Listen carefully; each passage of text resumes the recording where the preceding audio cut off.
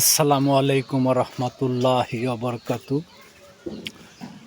ঈদ মোবারক, ঈদ মোবারক, ঈদ মোবারক। আশা করি সকলে ভালো আছেন। আলহামদুলিল্লাহ, দীর্ঘ 30টা রোজা রাখার পরে আল্লাহ তালা ঈদের দিন সকালবেলা আপনাদের সামনে আসার দুইটা কথা বলার তৌফিক দিয়েছে, এই জন্য আলহামদুলিল্লাহ। তাই আমি স্মরণ করছি জুলাই শহীদদের, যারা এই দেশের জন্য জীবন দিয়েছে, 71-এ যারা মা বোনরা ইজ্জত দিয়েছে, জীবন দিয়েছে, তাদেরকে স্মরণ করছি যে সকল ভাই বোনদের, মুমিন ভাই বোনদের বাবা মা অন্ধকার কবরে গিয়েছে, তাদের রুহের মাগফিরাত কামনা করছি।